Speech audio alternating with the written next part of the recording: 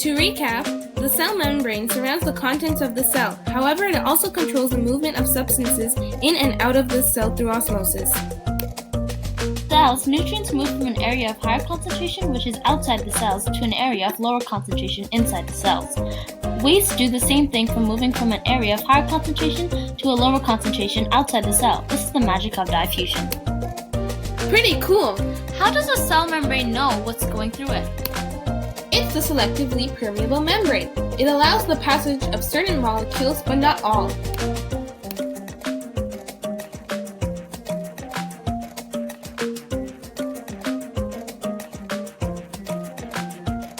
Permeable means to allow all materials through.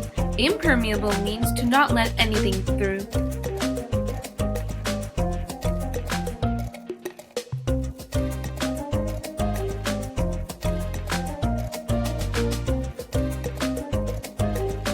Diffusion is when a substance moves from an area of higher concentration to an area of lower concentration. Let's say perfume was sprayed on one side of the classroom. The scent would be stronger on one side of the room, therefore there is a higher concentration of perfume particles. The particles eventually spread out throughout the room and intermingle until the concentration is equal everywhere, causing everyone to smell the perfume. This is a simplified version of the process of diffusion.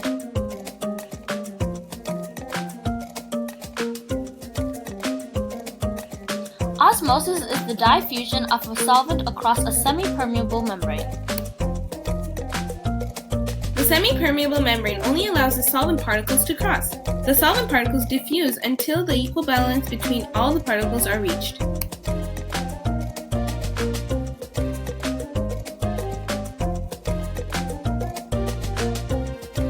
Our toes and fingers prune up because of osmosis. They're getting bloated. In this scenario, the water in the bathtub is less concentrated and is trying to cause equilibrium by using osmosis to get into your body. The two main types of conduction tissue that vascular plants contain are the xylem and phloem. They are like our vein system, going from the roots to the leaves to provide water and nutrients.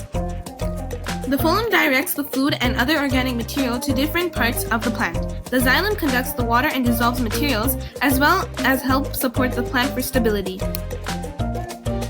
Did you know xylem tissues are hollow? Rod-like cells become minuscule tubes, so the cell dies, essentially meaning the xylem tissue are dead.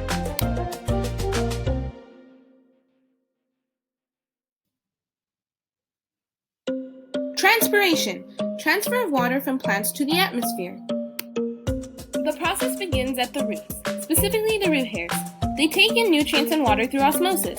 From there, it travels from cell to cell through the osmosis till the xylem tissues.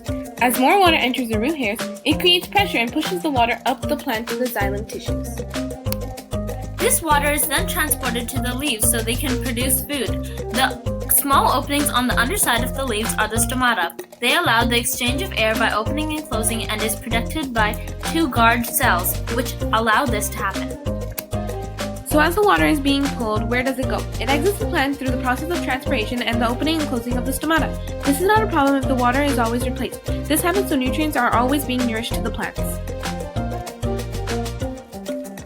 This is the way this system works. Water drawn from the roots by osmosis pushes water. Water lost from the leaves by transpiration pulls water from the xylem tissues from the root hairs. This pushing and pulling is important to get water from the very top of the tree. Did you know? Cacti, since they don't have leaves, have very few stomata, so they transpire very less. Well, there you have it, folks!